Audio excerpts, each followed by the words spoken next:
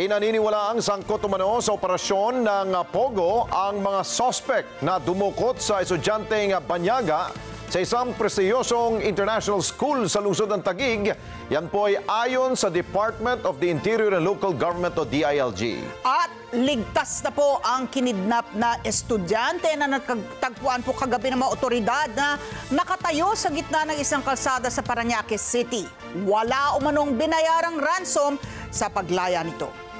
Samantala, kumbinsido rin ang DILG na maging ang pamilya ng biktima ay dati ring umanong operator ng Pogo sa Pilipinas. Report mula sa live report ni Eden Santos. Eden? Yes, Alex, masaya ngang ibinalita ni DILG Secretary John Vic Remulla na ligtas na ang estudyanteng dinukot sa Taguig City, wala ngang binayarang ransom at tuloy-tuloy yung isinasagawa pa ring investigasyon ng PNP-AKG sa iba pang mga kaso ng kidnap o ransom sa bansa. Ilang beses ding idiniin ni Remulla sa nasabing press briefing sa Malacanang na nasa likod ng ilang kidnap o ransom cases ay mga dating involved sa operasyon ng Pogo dito sa Pilipinas. Kinumpirma ni Interior and Local Government Secretary John Vic Remulla na sangkot sa operasyon ng Pogo o Philippine Offshore Gaming Operator ang dumukot sa isang estudyante ng isang prestigyosong international school sa Taguig City.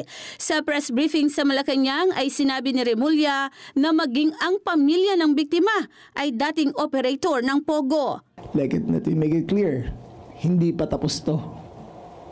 Ito ay resulta ng Pogo. Uulitin ko, ito ay resulta ng Pogo. We suspect na ang tinanggal ang biktima ay galing sa pamilya na nag-ooperate ng Pogo dati.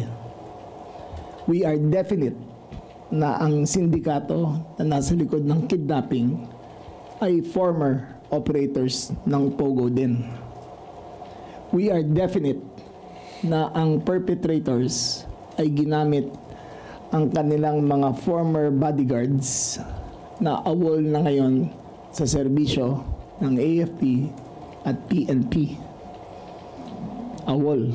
So they're no longer in service. Anya, nailigtas ang biktima bandang alas 8 ng gabi ng February 25, 2025 sa Parañaque area matapos makita ng mga tauhan ng PNP Anti-Kidnapping Group na nakasuot ng pajama, nakatayo sa gitna ng kalye na may benda ang kamay. Una rito, hindi na nakauwi ng kanilang bahay ang biktima nitong February 20 pagkatapos pumasok sa paaralan.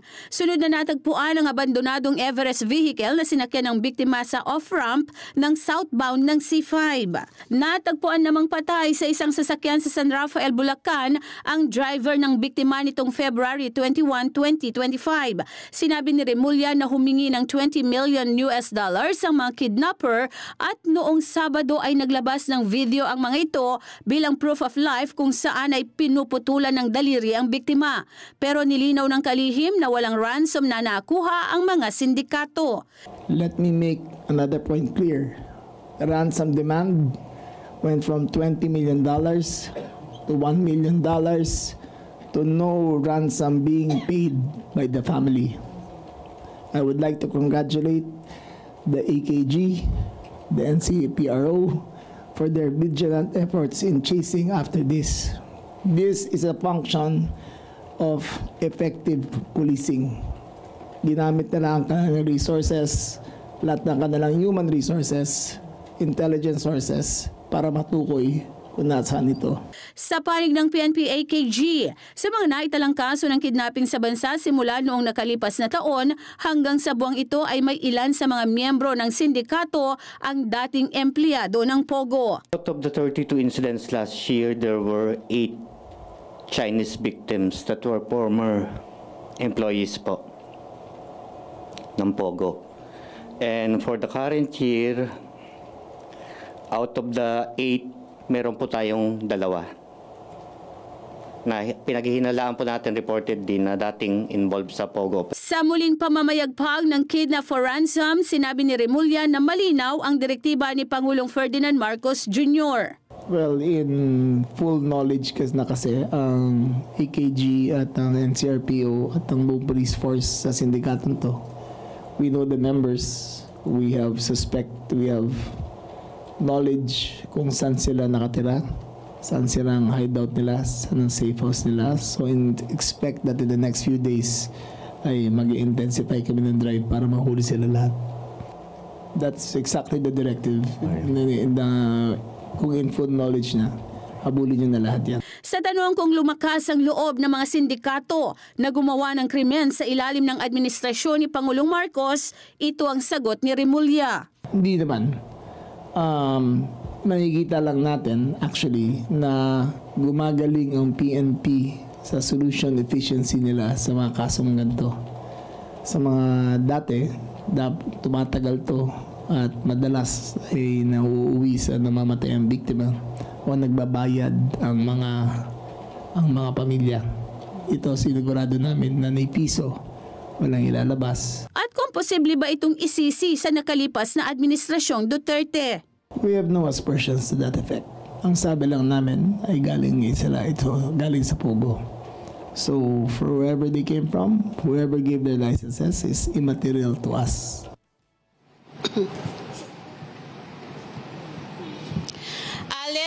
Alex, sa kabila ng muling pamamayagpag ng kidnap for ransom dito sa bansa, tiniyak naman ni Secretary Remulla na ligtas pa rin ang publiko na maglakad sa mga kalsada 24/7. Alex? Okay, Eden, ang tanong ng taong bayan, siguro tanong ko na rin, no? Natanong niyo ba kay Secretary, anong motibo nito?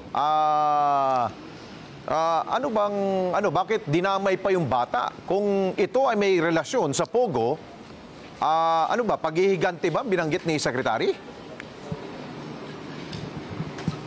Yes, Alex, isa yan sa nabanggit niya na paghihiganti at pera, pero wala siyang masyadong binanggit kung yung dun sa particular na kasong yun ay may kinalaman nga sa Pogo, although yung kanyang pamilya ay dating operator ng Pogo. Alex. Dahil hindi natin makonect yung mga dots eh.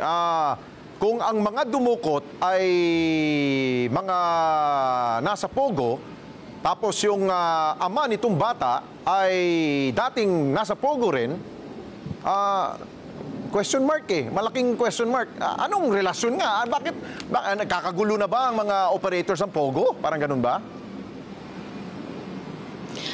Ang sinabi lang naman niya, Alex, ay ito revenge. Ay paghihiganti at it's just purely money, pera, parang ganon. Okay. Isa pa, Eden, no? Natukoy na ba natin kung bakit ang bata ay nag-aaral dito sa Pilipinas? Ano ba itong tatay niya? Pwede na bang maging manatili sa Pilipinas? May asawa ba siyang Pilipina?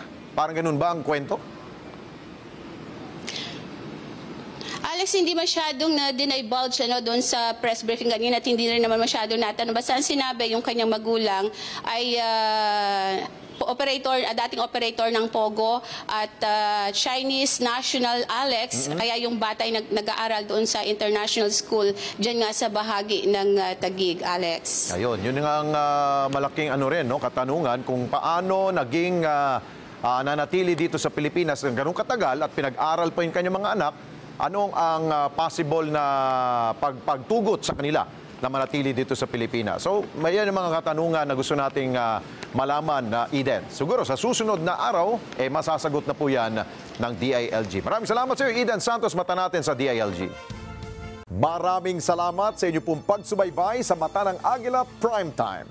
Para malaman ang matatag, matapang at matapat na mga balita, i-follow lamang at mag-subscribe sa @Net25 TV.